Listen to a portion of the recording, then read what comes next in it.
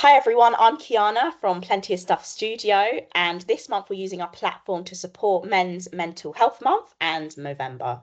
So, throughout November, we're shining a light on the importance of men's mental health and featuring inspirational individuals and organisations who are making a real difference in this space.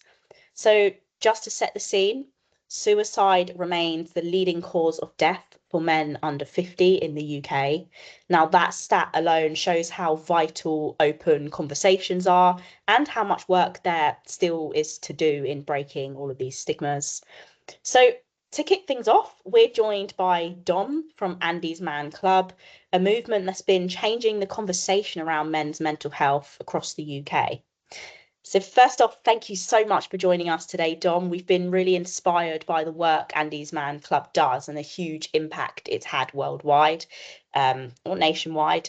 We wanted to highlight the importance of creating these spaces where men do feel safe enough to talk. So, without further ado, could you please introduce yourself and share a bit about Andy's Man Club? Thanks for having me, Kiana. So I'm Dom. I'm the area lead for the south coast of Randy's Man Club. As a charity, we are nearly 10 years old. We were set up after the sad loss of a lad called Andy Roberts, who was 23 years old. And yeah, had a partner, had a little girl, had a job, and one day he was gone, and no one saw it coming. So his mother, Elaine, and his brother-in-law, Luke, set it up just to get blokes talking, because stereotypically guys don't talk. We man up, boys don't cry, all the old stereotypes. And this was their coping strategy. This was their right. If we could stop one of the family go through what we've gone through, it makes the world a little bit of a brighter place. And since then, it's been quite a journey. I mean, that is obviously a sad story there. And our hearts go out to that family there. But it is brilliant that they've turned something like that into like a nationwide initiative to help support other men and other families and the communities with these types of things and to open up conversations. So, just a question then, there, which you touched upon. Why do you think it's still hard for men to open up about their mental health and have these conversations?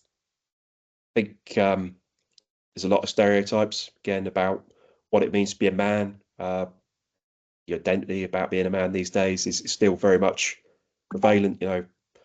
Guys are seen as, especially like when I was growing up, you emulated the people you saw on TV. You saw like your John Wayne's, your Bruce Willis's, your guys stood there tough as nails, machine gun in one hand, cigarette in the other, Yeah. and you thought that was cool.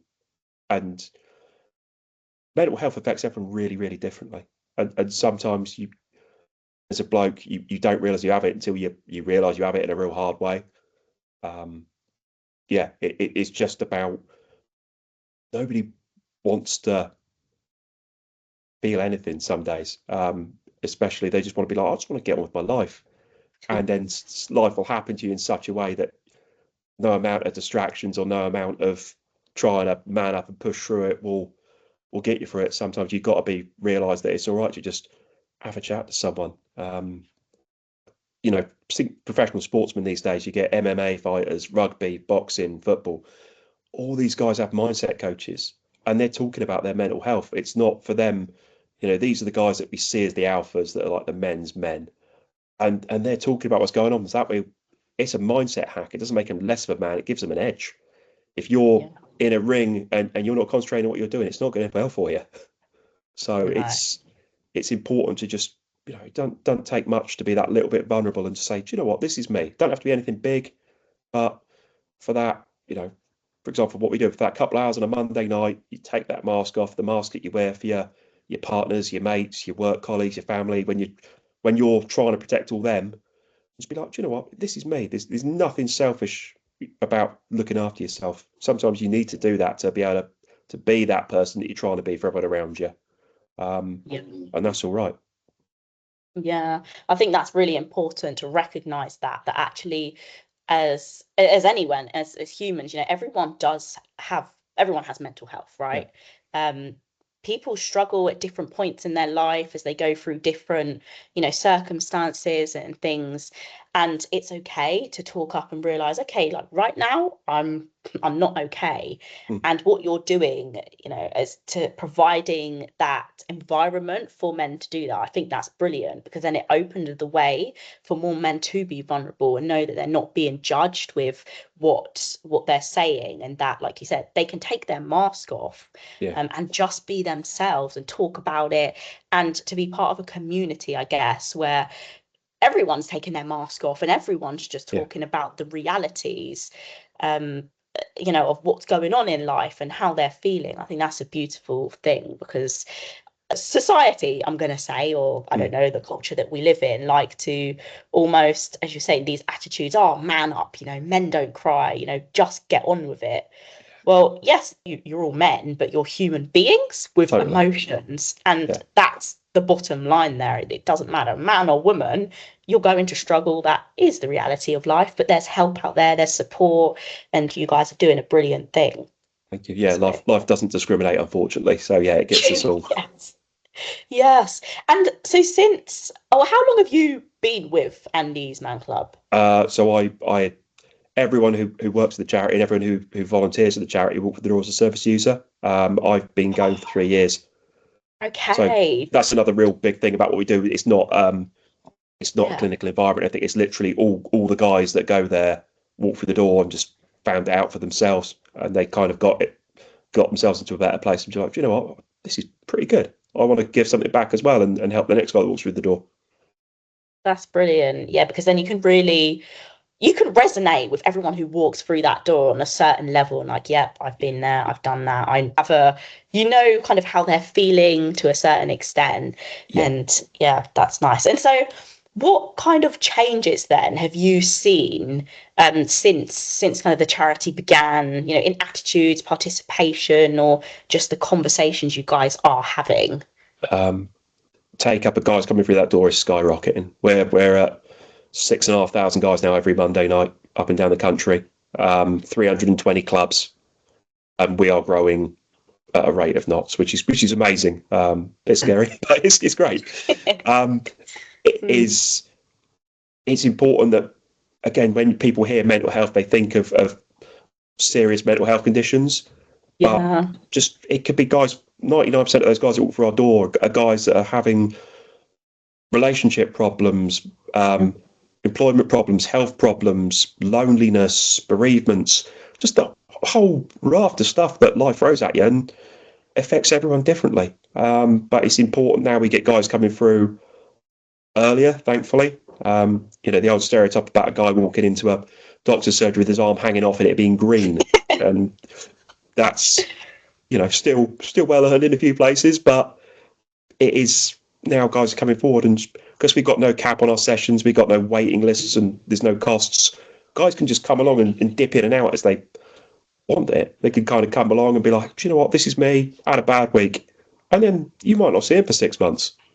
Some guys come every week. It's part of their mindset ritual, and some guys will literally dip in and out, and that's totally cool. There's no registers or anything. It's just about it's there for the guys when they need it. Yeah, I love how there's also no pressure kind of to attend. And it's not like, oh, I've booked today, so I need to turn up and all of that. It's totally down to, every guy to decide, if he comes through and if he's going to talk, I guess, what we're going to talk about. That's it. It gives, Yeah. again, stereotypes of us blokes control. Some Yes. blokes enjoy a bit of control. I'm completely guilty of that. But with us, like, you're not forced to talk. Like, we use a black foam football, which is like a giant stress toy. And if you're holding it and you want to talk, that's cool. If not, you just give it to the next guy. People don't dig at you. Like I say, we're not doctors or psychiatrists. We're just blokes. And we have a 5-question format, so all the clubs run the same up and down the country. The first 3 questions always stay the same, so that way the guys know what they're walking into. And that's, how's your week been? Something positive, and what do you want to get off your chest? Okay. And then the last 2 always change. Question 4, something a bit thought provoking. There'll be stuff like, what's your favourite song or favourite food? What do you do for your mental health? Like, if you've got a favourite sport, things like that. And then the last one's the funny one, and that's, what's your favourite biscuit for Dunkin'? How do you eat a Kit Kat? Yeah, watched like one light-hearted. fashion trend, because I've seen guys share some really heavy stuff, but they still have a laugh at the end of question 5.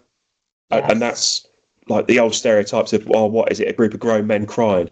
It is, but 99% of that room is banter. Like when it's serious, it's serious, and the guys will be with you and they'll sit next to you and they'll be with you for that bit. But when Mm, it's not, it's still a relaxed environment where guys can have a laugh, where they realise that, do you know what, I can take that mask off. I can share some pretty heavy stuff that I might have sat with for years, but know that I'm going to have a bit of a laugh and I'll be all right. And yeah. that's pretty powerful. Very, very powerful indeed. And to you personally, then, from your perspective, what are some of the biggest misconceptions about men's mental health or what it means to be strong? There's nothing wrong in talking about what's going on with you. If for taking a couple of hours, don't have to be Andy's Man Club, could be anywhere. If you can find a place where you can go, be it a mate, a colleague, family, doctors, whatever, and you can take that mask off, strip away all of that front that blokes will put on or anyone can put on, and say, this is what's bothering me, even if you think it's the darkest thing in the world. If you're sat there at 3 o'clock in the morning, your head going, or you're not present in what you're doing, just get it out there. Like, Yeah. just share it. A problem shared is a problem halved is a real thing. Like the amount of times I've seen guys just get stuff out in question 3 and it looks like they're floating in their chair. They've just released so much. There's nothing. Life happens to us all, and people care. People aren't there to judge you, and Yeah. most people that would take the time to speak to you definitely aren't going to call you out for what you're feeling. Just be like, this is okay. I'm sorry you're going through that, mate. Mm, They'll just sit there. They'll listen to you. It's not about mm. advice for a lot of guys. It's just about having someone hear their story and realise they've got it out. Yeah, it lightens the load, doesn't it? And That's realize it. that there are people who just listen and, like you said, share that, I guess, mental load and all the pressures that men face on a daily and just that everyone faces, Yeah. I guess. So what kind of impact then have you seen your sessions or community connections had on the men who have attended?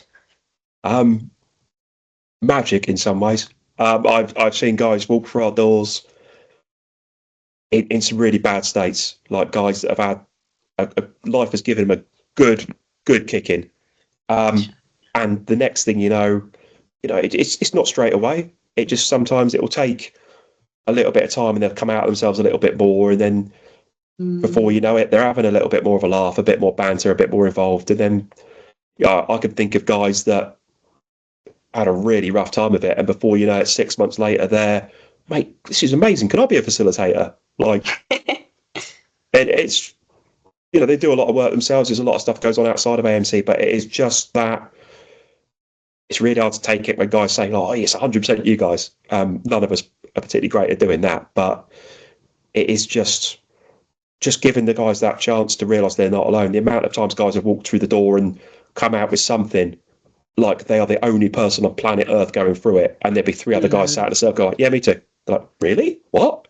And it's yeah. not for anyone who's not them. People will hear it like, yeah, everyone will know someone who's going through this. Like, it's quite Mhm. normal stuff, but in Yeah. their own head, they are the only person doing it. Mm. And that's it's a sad and scary place for them. So it just lighten the load. No, I'm glad that it's quite often when you're going through something as well, you feel like you can kind of only focus on that. Mm-hmm. But then, like you said, you walk into a room and there are people saying, "Oh, actually, I've been through that or a similar thing, or I've experienced that," and you start to realize that actually, again, you're not facing this alone, and you can get help, and there's always light at the end of the tunnel, which is the positive thing about any situation that people do go through. And so, for someone who's reading or watching this who may be struggling at the moment, what message would you want to give them? That people can get through some pretty heavy situations. There's always hope. There's always Yeah. people around you. What's the saying that someone would rather have your tears on their shoulder than your coffin. Yes. So Wow. it's Yeah. important to, even if you don't want to drop your guard to your mates, to your family or whatever. Go and find someone you can do. So be it us, be it anyone. There's plenty of places out there where people will hear you out, because people have all been through something to varying degrees, and a lot of guys just don't want people to feel alone, because they've been alone. They know how bad things can get, how sad people can feel. Nobody wants to feel sad. You know, it's not a nice place to be. You know, we're all, life's complicated. And sometimes, especially when you're trying to be that for everyone else, take a couple of hours and do it for yourself as well. You treat yourself with the same kindness you treat everyone else. Yeah, oh, that's a really nice message. It is. So you mentioned there about kind of families, and even if some men might not necessarily want to turn to their families to talk about it, which again is absolutely okay. You know, you speak to whoever you want about these things, but how can businesses or friends or families better support the men around them? It's a tough one. A lot of it is signposting, making sure people know what's available to them. Yes, that's the biggest one. You can't force people. Sometimes there's a line between trying to help and kind of invading someone's space. yeah. It is, and it's, you know, most people just want to know you're getting help. They don't necessarily want to be the one to fix you or to be the one that you go turn to for that talk. But as long as they know that if they know you've experienced like a significant life event, and you're just like, I'm fine, and they're thinking you're probably not. They just want to know that you are getting some sort of help. But it's mental health is such an unpredictable thing for people, and it can affect everyone so different. It's a real hard thing just to know there's a lot of services out there. Just be open with people. If you think someone's going through it and they're not opening up to you, maybe open up to them. Say, well, this is what I'm going through. Or we get a lot of times where guys will say, look, I'm going to go to Andy's Man Club. Come with us. Like, I know you're not going for yourself because clearly everything's cool with you, but I really need to go, mate. And if you could come with me and just protect me, that would be, or protect me, you know, support me. I'd really appreciate that, because again, us blokes with all the stereotypes, most guys will do anything for their mates. Like they'll be out there at 3 o'clock in the morning in the driving rain fixing a tyre, but for themselves they'd be like, nah. It's a lot easier for that guy to think, actually, I'm not going for me, I'm going to go help a mate. And if there's byproduct of that, if he actually gets some help as himself, all good. Yeah, oh, that's brilliant. I think the community is so important, and just having people around you who, even if you don't want to talk, you're not ready to talk, or whatever, it's not the right time.